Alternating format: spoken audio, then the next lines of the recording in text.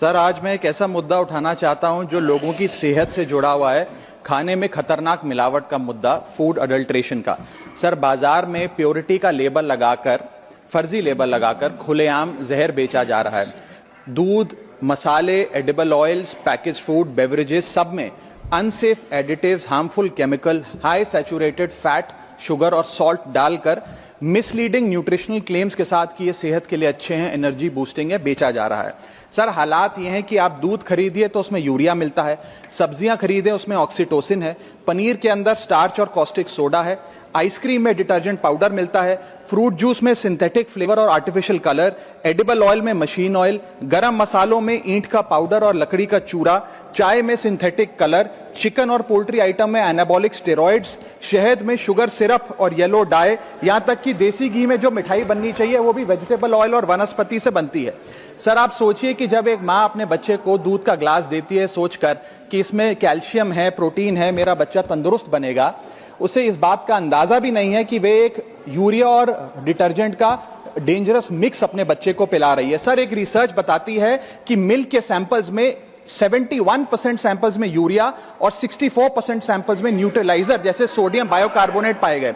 Sir, इतना तो देश में मिल्क का प्रोडक्शन नहीं है जितना इस देश में दूध बेचा जा रहा है। सर, दवाइयों पे आ जाए, वेजिटेबल्स पे आइए। सर, सब्जियों जिनको हम सेहत का भंडार समझकर खरीदते हैं, उसे ऑक्सीटोसिन का इंजेक्शन लगाकर फ्रेश, हरा भरा और उसकी ग्रोथ को एक्सेलरेट कर कर बेचा जाता है।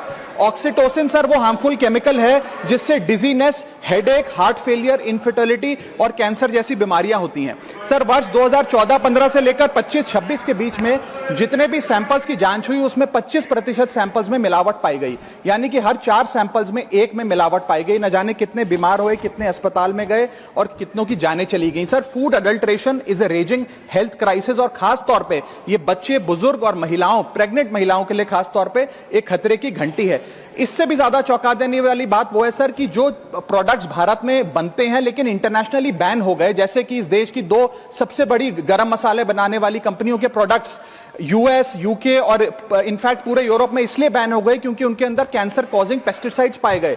वो मसाले भी आज भारत में बेचे जाते हैं और धड़ाधड़ खरीदे जाते हैं। हम we are forced to consume those products. Sir, हालात यह है कि और देशों के अंदर जिन फूड आइटम्स को पालतू जानवरों को भी नहीं खिलाया जाता, वो हमारे देश में धड़ाधड़ ये कंपनियां बेच रही हैं। सर, मैं इस संदर्भ में कुछ सुझाव लाया हूं। पहला सुझाव, FSSAI जो हमारा रेगुलेटर है उसे मजबूत करिए, एडुकेट मैन पावर दीजिए, एडुकेट लैब टेस्टिंग दीजिए। दूसरा, जो फाइन्स और पेनल्टीज हैं वो फाइनेंशियली मैनेजेबल है, उनको बढ़ाने की जरूरत है। थर्ड, पब्लिक रिकॉल मैकेनिज्म होना चाहिए। यदि किसी एक प्रोडक्ट में मिलावट पाई जाए तो उसको पब्लिकली नेम और शेम कर मार्केट से रिकॉल करें और मिसलीडिंग हेल्थ क्लेम्स की एडवर्टाइजमेंट